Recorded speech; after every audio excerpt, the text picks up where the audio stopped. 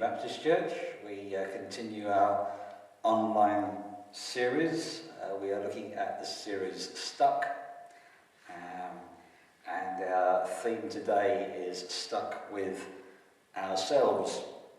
I've got 3 questions to ask at the beginning today. The first one is, well, 2 of them are kind of silly.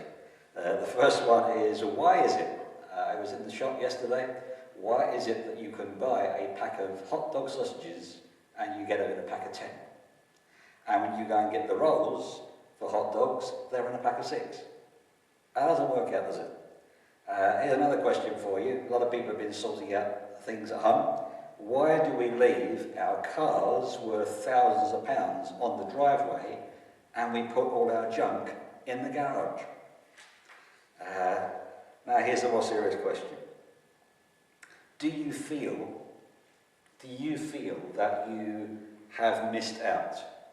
Do you feel that you have missed out?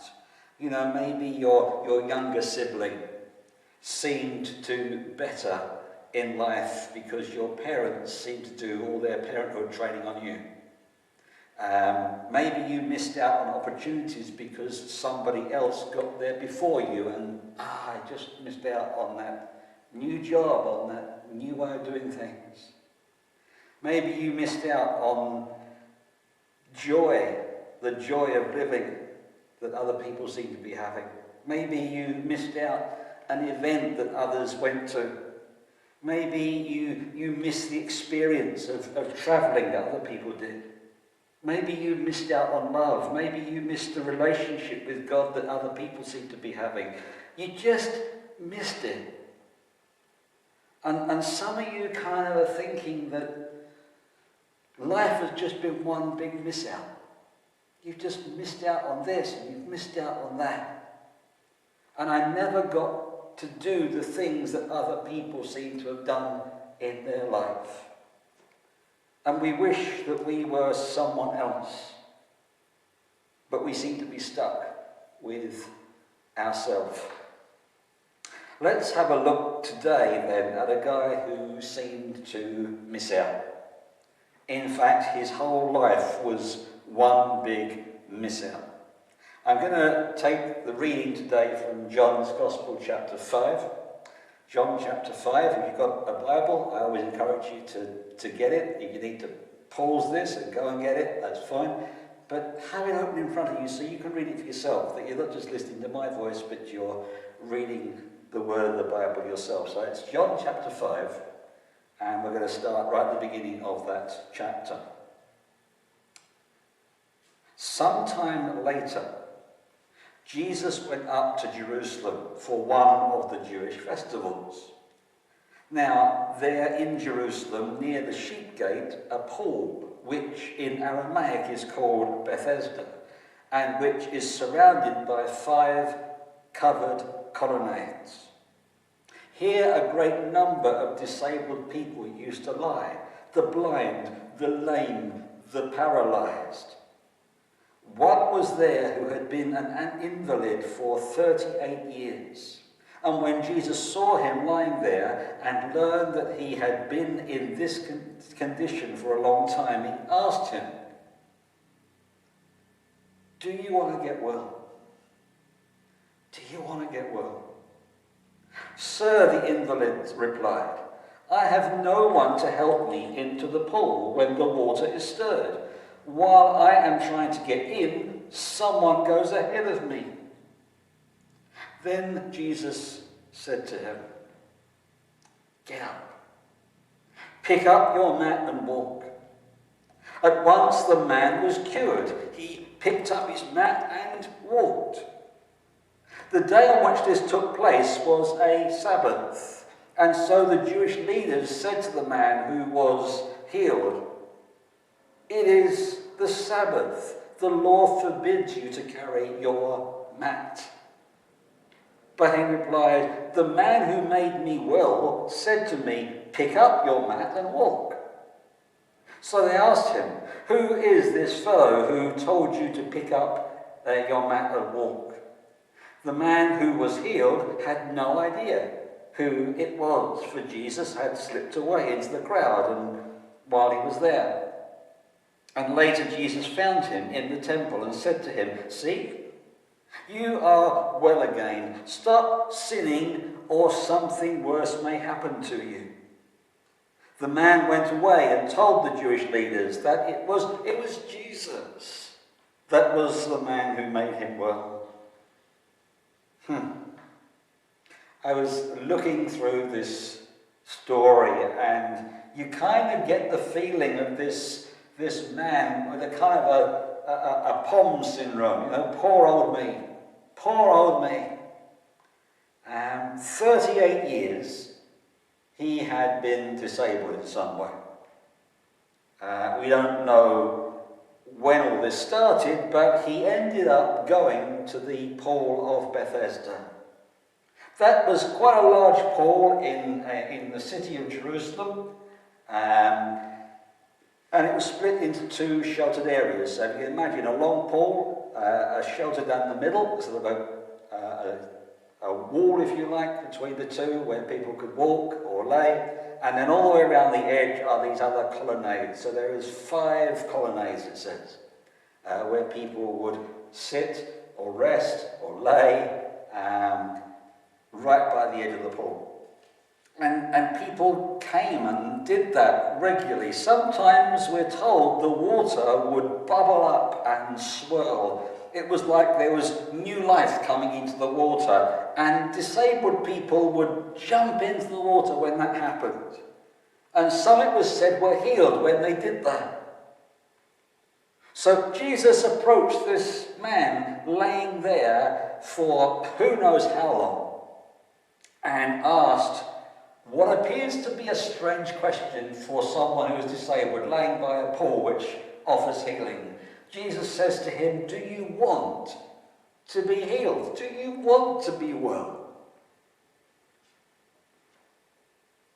And you say, that is strange, because he'd been there so long and he'd stayed there.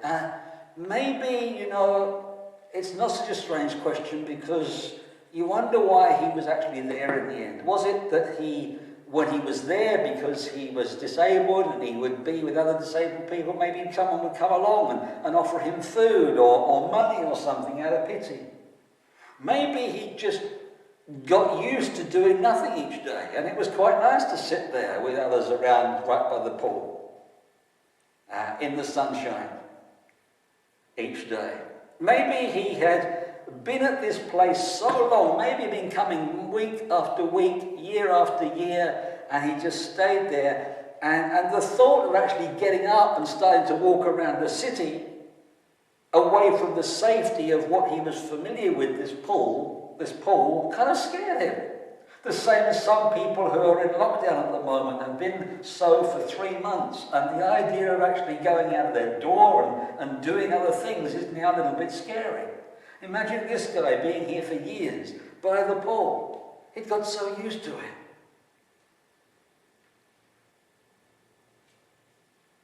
I wonder if I ask you the question too.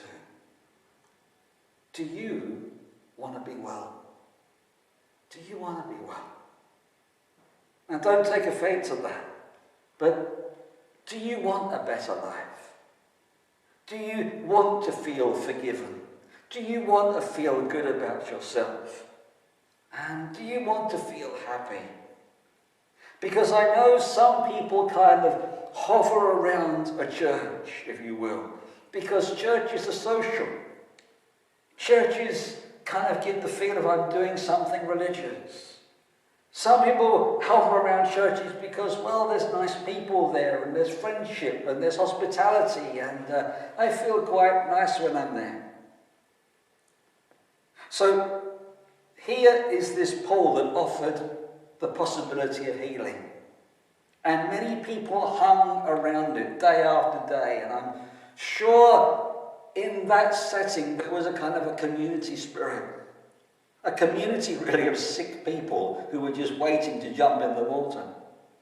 And maybe they would share what pain they have each day.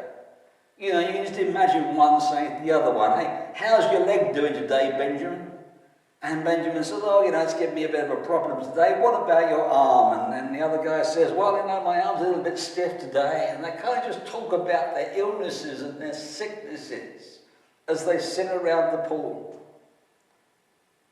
And so Jesus goes up to this man who had been at this healing pool day in and day out for possibly years or even decades, and asks this question: do you want to get well? Do you want to be healed? Interesting the answer he gave. Because did he say yes? No, he didn't say yes. He didn't give a direct answer to that question that Jesus asked him. You see, here he is stuck. He is really stuck. And he's stuck with himself.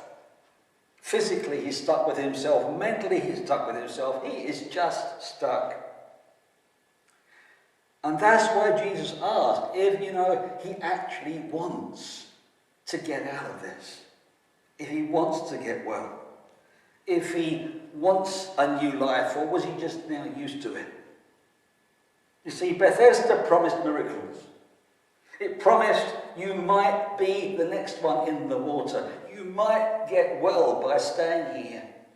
It could be your turn next. And for this guy, it seemed he always missed out. His life was one big miss out.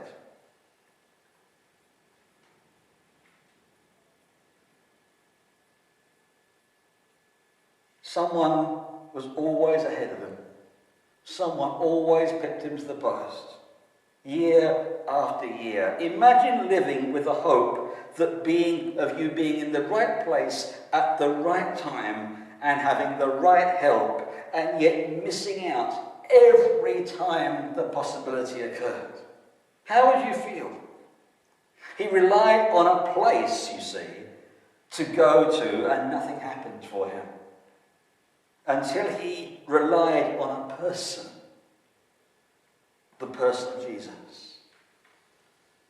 How about you? Are you stuck?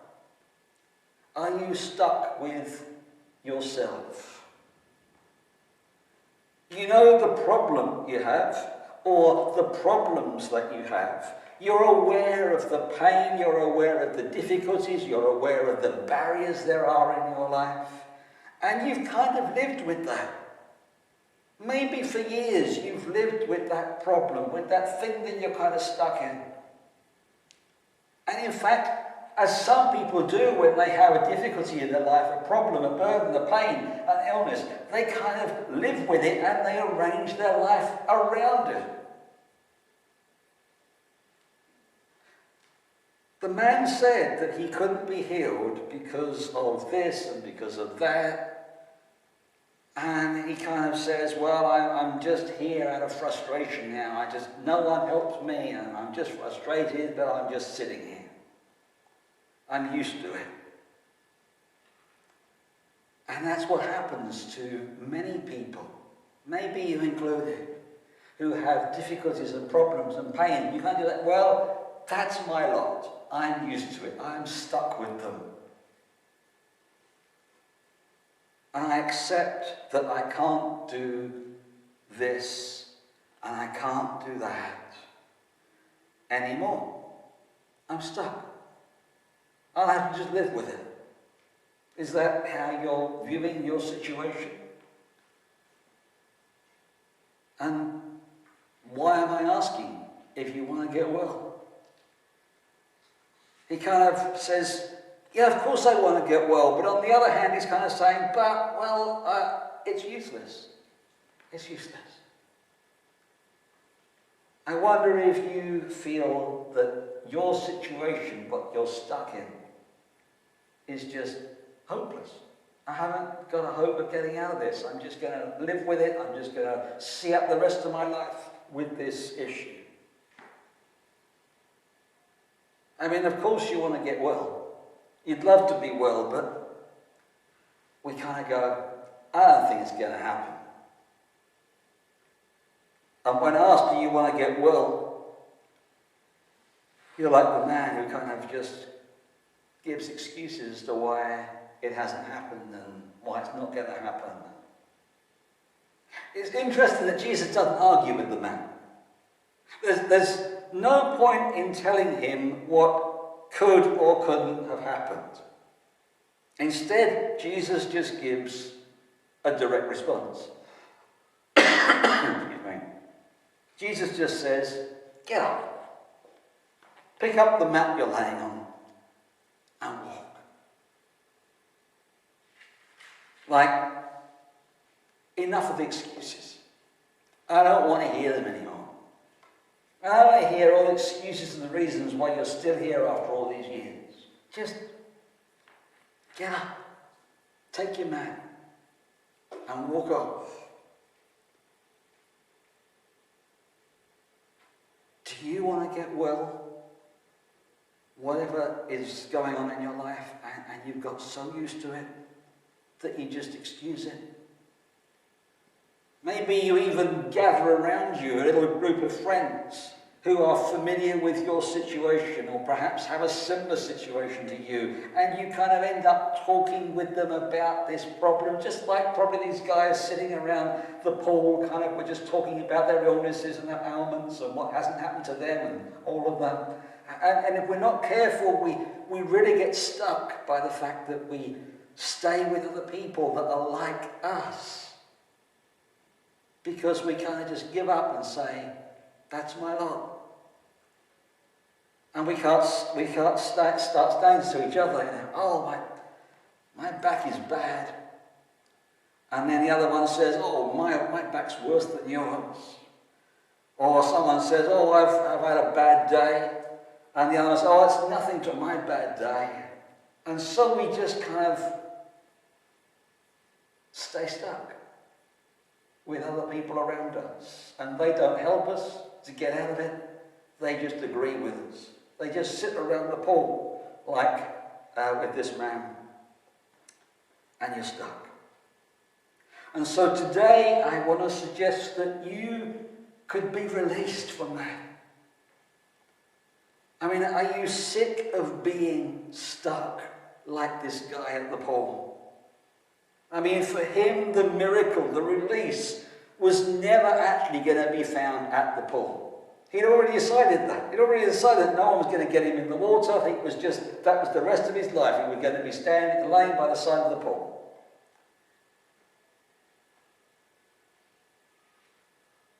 The release came for him from walking away from the pool. I mean, that's what Jesus said. He said, do you want to get better? Do you want to get well? And Jesus didn't talk to him about it. He just says, get up and walk away from the pool. Jesus didn't say, I'm going to help you in the water, because that's what the guy was moaning about. No one helped him to get in the water. Jesus said, I'm going to get you away from the water. Take you away. Get away. Walk away. And some today are starting to think differently at home. You're starting to understand that if you're going to be released from that which is sticking you, which is holding you back, which is making you stuck in your life, you're going to have to walk away from the things that you have been stuck with. And you know, Jesus Christ has the answer to your life. It's not the self-help group. It's not being with people who are in your situation. It's not having a circle of friends that just kind of sympathize with you. It's not being comfortable and just sitting down by the pool or in an armchair. What is the Lord telling you that you have to step away from to get better? Name that thing right now. Name that thing that you are stuck in. Name what it is that's holding you back. What you keep talking about and perhaps moaning about or sighing about and have never been able to break free from it. Just name it right now. and decide that today you will get up and you will do something about it. You will start walking away and ask God for strength to do that. Because God's Holy Spirit is within every Christian, within every believer.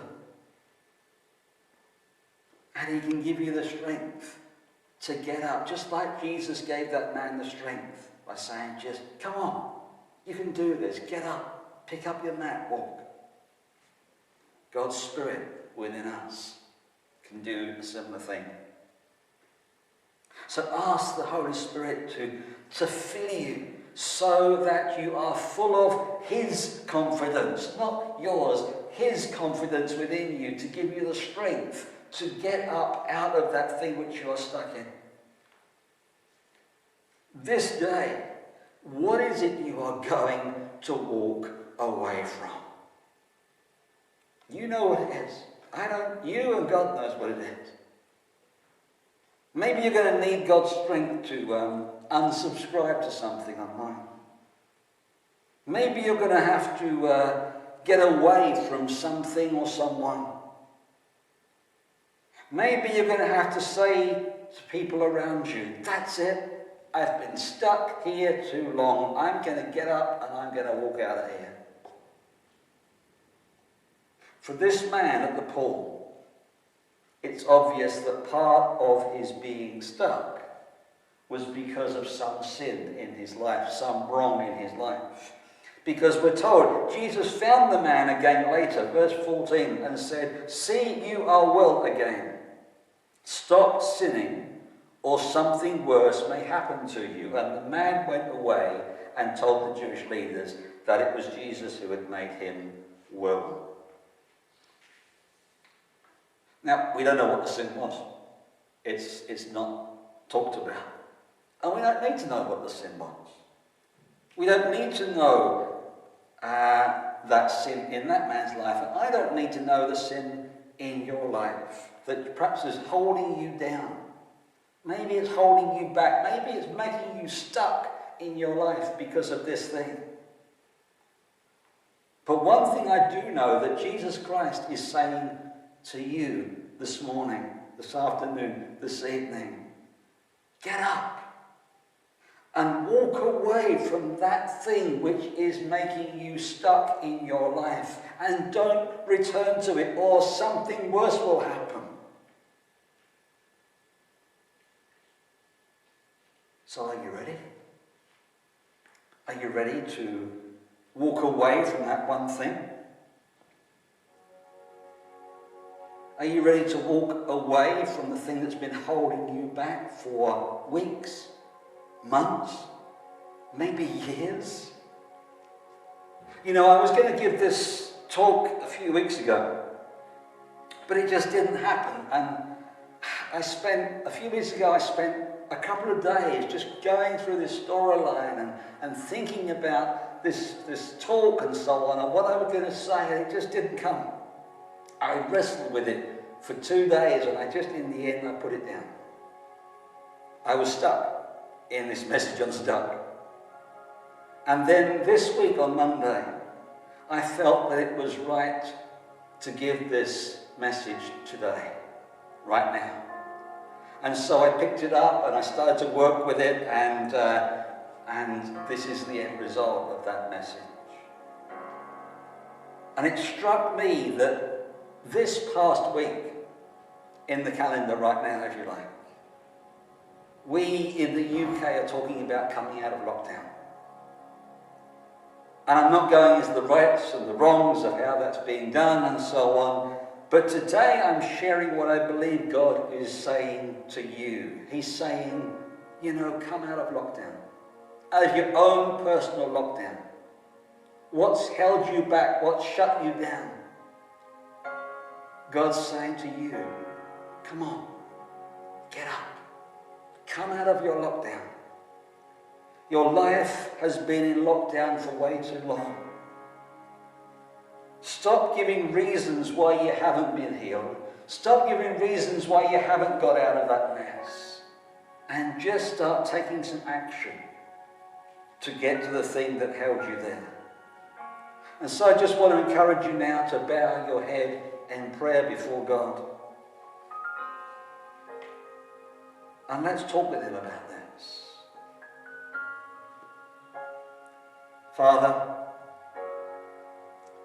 you know everything about me. And you know that I have often laid around by the pool and wallowed in my problem. And I've been accepting that that's the way I am.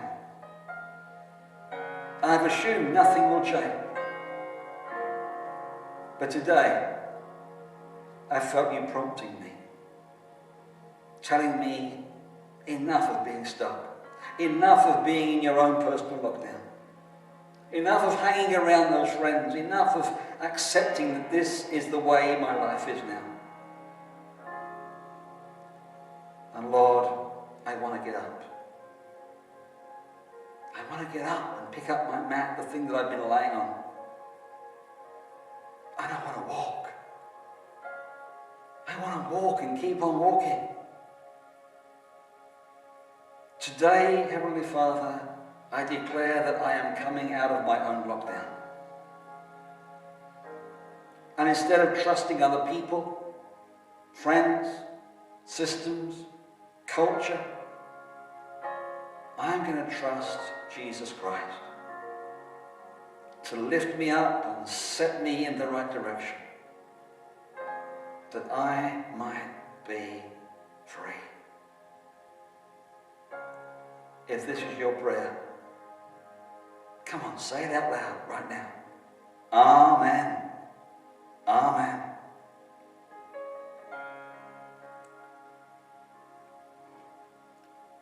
I hope that you will keep on walking. It's not just that you're doing it now, but you're just going to keep going. And you're going to get away from the pull. Whether that's a P-O-O-L or a P-U-L-L. The pull. And you're just going to be free. Free to be the person that God wants you to be. I pray that you might know God's Spirit within you, giving you the strength to do that. And that from this day forward, you might have that freedom that comes from knowing and following Jesus Christ as your Saviour. If you ever want to talk with me, you can phone, you can email, you can leave a message on YouTube. However you want to talk about it, then please feel free to do so. And I look forward to sharing with you again really soon. Bless you.